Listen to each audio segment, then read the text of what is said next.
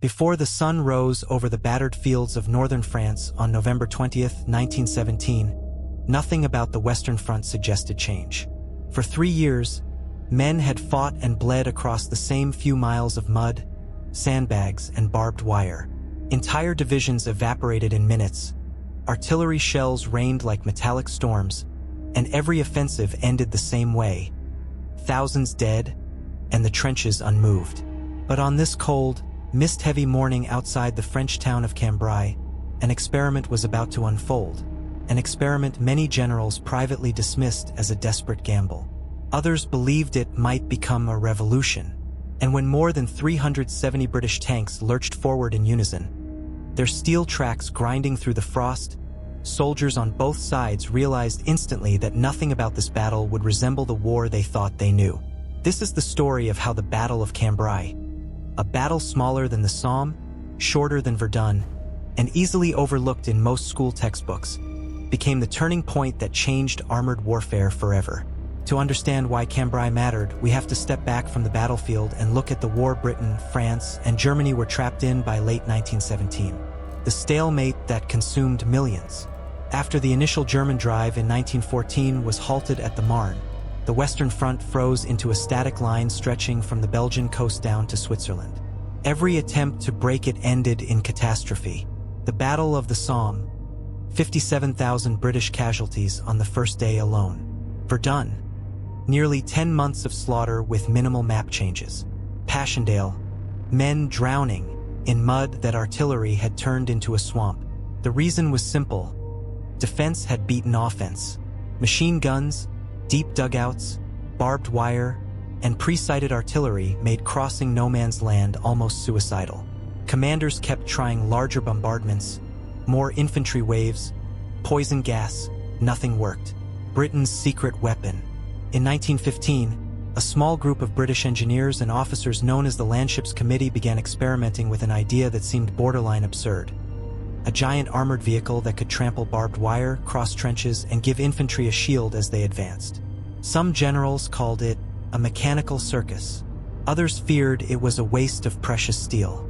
Yet, in September 1916 on the Somme, Britain debuted the first tanks in history. They were slow, broke down constantly, and most never reached the front line, but the few that did terrified German soldiers. A German officer later wrote, "The appearance of these armored monsters was a shock. Rifle fire was useless. Machine guns had no effect. It was something entirely new." Still, the early tanks weren't enough. They were unreliable, not deployed in mass, and commanders didn't yet understand how to use them. A new battlefield is needed. By late 1917, the British Army wanted to try something unprecedented: a combined arms operation built around tanks, supported by carefully timed artillery, air reconnaissance, infantry following armored spearheads, engineers clearing obstacles as they went. But they needed a landscape suitable for tanks. The Somme had been destroyed by bombardment. Passchendaele was a bog. Cambrai, however, was different. The ground around the town was chalky, firm, and relatively untouched by earlier battles, ideal for tracked vehicles. More importantly, Cambrai sat astride crucial German supply routes. A breakthrough here could unhinge the entire Hindenburg Line. The objective wasn't just local. This was a chance to prove that tanks could change the war. General Byng and the bold proposal. The man behind the plan was Lieutenant General Julian Byng, commander of the British Third Army. Byng wasn't a flamboyant or reckless figure. In fact, he was cautious by temperament, but he believed passionately that tanks could break the trench deadlock if used correctly. His staff developed what they called the all-arms battle.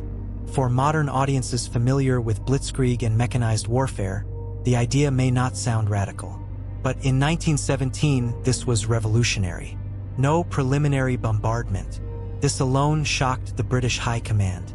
Every major attack since 1915 had been preceded by days, sometimes weeks, of shelling. But Byng insisted the tanks would crush the wire themselves. Surprise was more valuable than artillery. Predicted artillery fire. Thanks to new mathematical techniques, British gunners could fire accurately without ranging shots. The first German warning would be the shells themselves.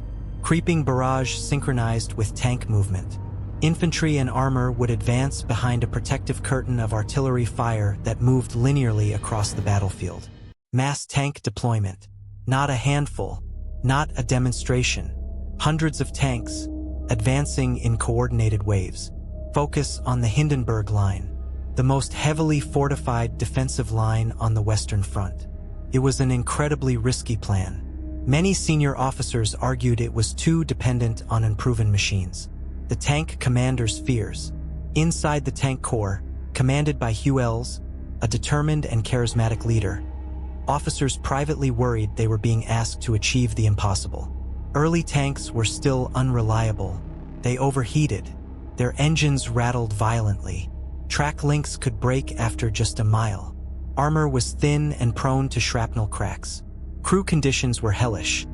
Toxic fumes, temperatures over 40 degrees Celsius, deafening noise. But they had one advantage: psychological shock. A German soldier who fought at Cambrai later wrote, "They seemed to come out of the earth itself. Huge metal beasts, indifferent to fire." Ells believed that if the tanks moved early, kept momentum, and stayed close to the creeping barrage, they had a real chance. Approval and secrecy. In October 1917, after months of argument, the operation was finally approved. But secrecy had to be absolute. Tanks moved at night under camouflage nets. Engines were tested only behind sound barriers. Troops were told they were preparing for defensive exercises. Even the men who would go over the top were given only partial information until days before the attack. The Germans knew tanks existed, of course, but they had never seen them used in this concentration. The human side of the battlefield. On the night of November 19th, thousands of British and Dominion soldiers waited nervously in their assembly areas. A sergeant of the 29th Division later recalled, "The tanks looked ghostly in the moonlight, their engines quiet, their crews exhausted. None of us knew if they would break the Hindenburg Line or die in front of it." Tank crews sat inside their steel coffins, checking gear one last time. Pistols, maps, spare track pins, water canisters, canvas stretchers for wounded crew. Many tanks carried fascines, enormous bundles of wood strapped on top. These were meant to be dropped into wide trenches, allowing the tank to cross safely. Crews slept in brief, uncomfortable stretches. Some prayed, some wrote letters home, unsure if they'd live to send them. Across no man's land, German outposts along the Hindenburg Line reported nothing unusual. There had been no bombardment, no mass troop movement, no sign of an impending attack. The German commanders believed the British were exhausted after Passchendaele and wouldn't risk another major offensive before winter. Meanwhile, nearly 400 tanks were quietly positioning themselves in the darkness. A British officer later said, "It was like watching giants crouch before the leap." 4:20 a.m., the opening strike. At precisely 4:20 a.m., British guns opened fire without a single ranging shot. A massive, perfectly timed artillery bombardment crashed down on German front lines. The shells didn't seek to level the trenches.